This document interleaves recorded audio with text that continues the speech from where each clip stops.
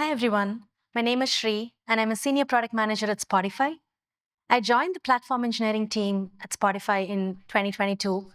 My hobbies include reading and hiking. Hi, and my name is Kate, and I'm a senior engineer at Spotify. I joined the platform engineering team the same year Shri did, and my hobbies include long distance running and trying crazy things like skydiving and flying trapeze. And almost forgot software engineering. Shri and I have been living and breathing scorecards for the last 3 years, and we'd like to share our story about the scorecard plugin we built and the lessons we learned along the way. As a product and engineering duo, we'll walk you through our experiences building the scorecard plugin at Spotify. The plugin is designed to provide a unified experience for internal SaaS and on-prem adopters. We'll share the lessons we learned balancing the diverse needs of internal and external users, drawn from both product and technical perspectives. And we'll also share some insights into how platform teams can externalize their internal tools effectively. Hey, Kate, did we remember to update the spreadsheet with the latest status on how our software components are doing? Shri, we stopped using spreadsheets in 2020 when we created the scorecard plugin. Exactly. And this is the story I love retelling because it helps users understand the problem that we are trying to solve at Spotify using the scorecard plugin. Pre-scorecards at Spotify, there were about 30,000 plus software components, and the number was continuing to grow. Manual methods to track and maintain these components was proving to become difficult, and the scary-looking spreadsheet that you see was where we started from, but it had its limitations. Autonomous teams were making technical decisions without any standardization in place, and this was causing a lot of tool fragmentation. And this is why teams within Spotify started building the scorecard plugin. And humans are not really great at tracking too many things at the same time, which is why the plugin does the tracking for us. And this scorecard plugin is designed to make sure that your software components are maintained at high standards in line with your organization's best practices. And on the right side, you can see how our plugin looks today. Much better, isn't it? Here's what you can do with this plugin today. You can configure checks to pull data from different third-party systems to measure different aspects of tech health, such as testing, security, compliance, and adoption of best practices. These checks are automated and run regularly, providing up-to-date insights. You don't have to write any code, and they will be using no-code UI for this. Results are surfaced directly in Backstage, so engineers and leaders can quickly see where improvements are needed and what actions to take. Results can be aggregated and filtered by teams, by entity metadata, and you can review insights that are relevant to you. And here is how the scorecard plugin scored at Spotify. Let's talk numbers. We've seen productivity boosts. There are 7 more deployments per active production component after squads started using our plugin. There are efficiency gains. Squads have seen a 20% decrease in master branch build failures and 25% decrease in high urgency incidents. And as we continued using the plugin within Spotify, when high urgency incidents occurred, squads started releasing fixes really fast. Squads averaged about 3 high urgency incidents per month, which translates to about 5 hours saved per month per squad, which was great. And we couldn't sit still knowing the impact of the plugin and not sharing it with the world, which is why we launched the plugin externally in December 2022. And today, about 50 plus organizations rely on scorecards. But the story does not end here. There was commercial ambition and there was technical reality to balance. Our revenue targets and roadmap, while well-intentioned, ended up creating bottlenecks for us and creating technical debt. And on top of that, the external version of the plugin was on a separate code base compared to the internal version of the plugin, which meant we had to duplicate all of our changes to make sure that the versions remained aligned. And honestly, no one tells this story better than Kate, because I think she keeps a count of how many times I've said no to the engineering team so we could stay focused on the revenue goals. Exactly. Maintaining two versions of the same plugin is frustrating for any engineering team. And what was even more frustrating is that our internal teams didn't have access to all the new shiny features that we delivered to external adopters. So the solution was to unify two plugins, but it's easier said than done. We had many different challenges, like missing integrations, migrating the existing checks and scorecards to the new style, preserving the historical data, setting up continuous integration, continuous delivery, performance tuning, ensuring there is a feature parity, and so many more. But most importantly, we just needed time to work on these features. I'm glad that one day Shri said yes to unifying, and we readily rolled out the unified version of our plugin in 2023. And honestly, that was such a game changer for us. Internal users at Spotify were finally able to access all the latest features like third-party integrations, no-code UI for checks, tracks, and campaigns. Also, they had an access to fact framework, and unification reduced our goalie time and the redundant work that we have been doing before. And we were still not done. Here's where the plot thickened. Our strategic ambitions collided with technical realities again. We realized that there was no time to sit back and relax because our user base was really diverse. We had internal and external users. Our internal user base was really mature on the platform engineering maturity curve.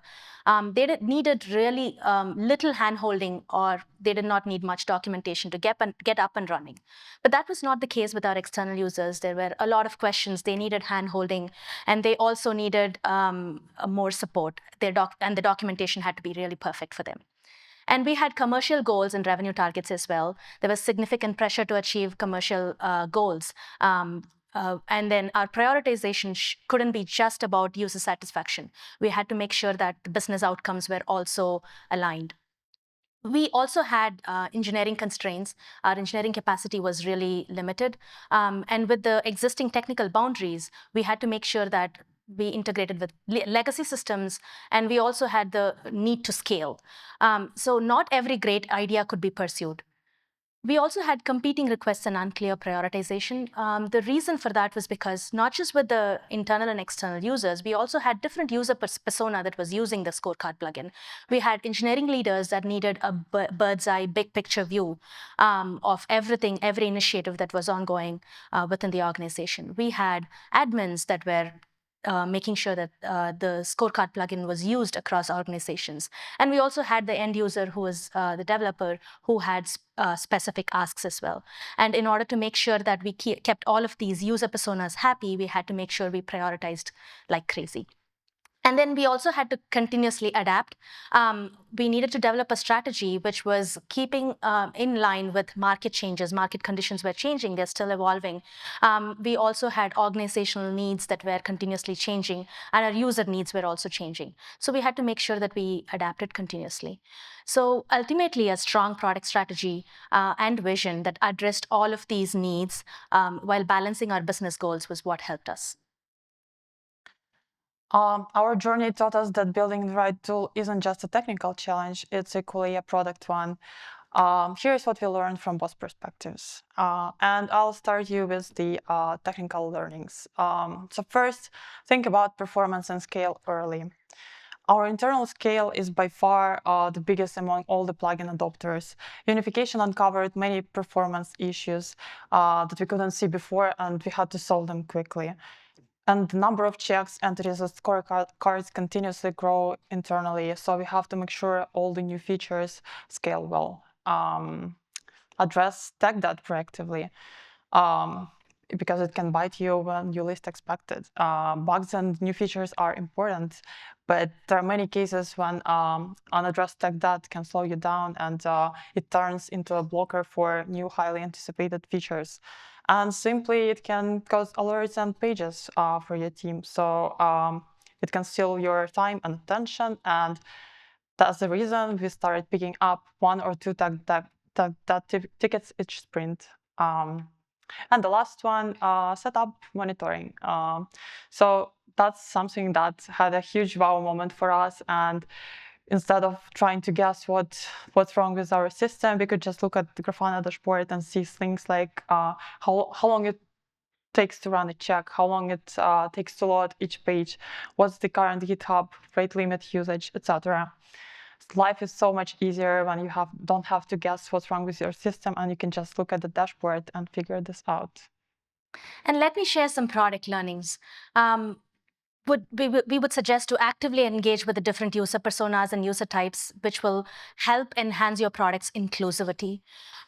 We prioritized regular engagement with users. I would sit with internal users and leverage their expertise and see them walk through the usage of the tool.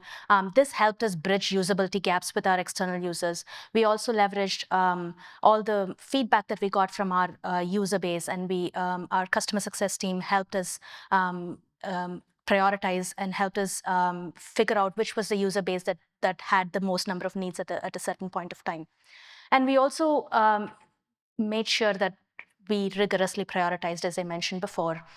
We use the ICE model within our team, ICE framework within our team, which stands for impact, confidence, and efforts. Engineers would score all of the ideas and pitches based on impact and confidence and effort, while the engineering manager and myself on the team would just score it on impact and confidence. And these scores helped us figure out what was most impactful and most important for us to prioritize. And then a unified product strategy was also really key, and it minimized conflicts a lot.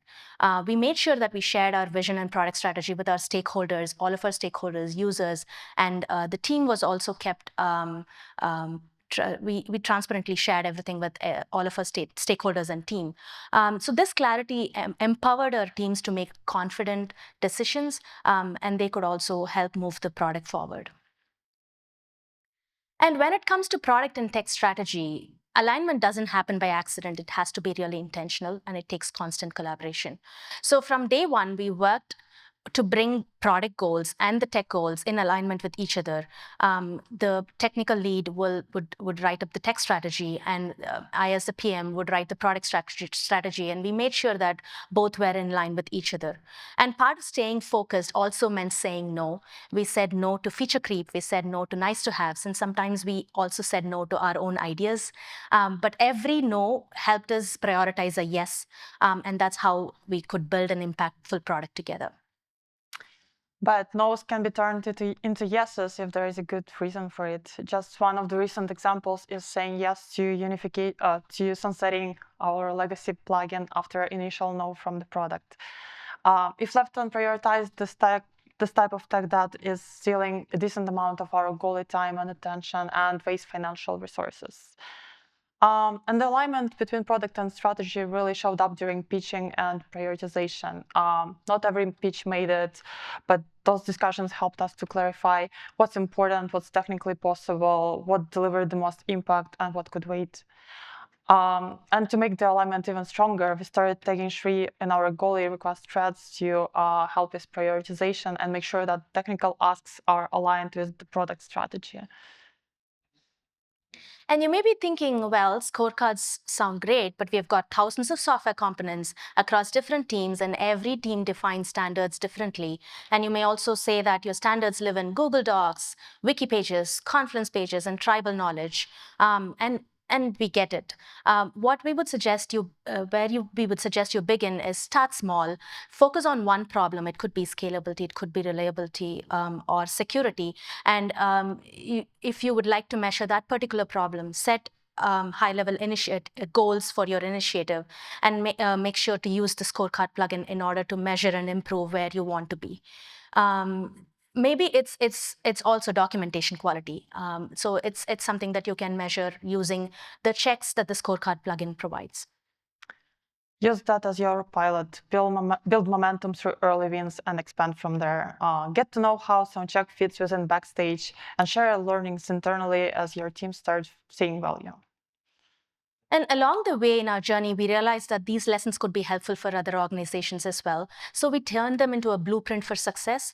And here are some takeaways from what we have learned so far that you could walk away with. Make sure to build the platform as a product or your plugin as a product, and treat your platform just like you would treat a customer-facing product. Understand both your internal and external users, constantly gather feedback, and make sure you iterate and put the feedback back into refining the product. And also make sure that you do user interviews and beta tests as well. We also established effective feedback loops, as I said. So actively seek feedback and make sure that you use structured sessions to surface these issues before release. And then make sure to apply the ICE model if you want for prioritization.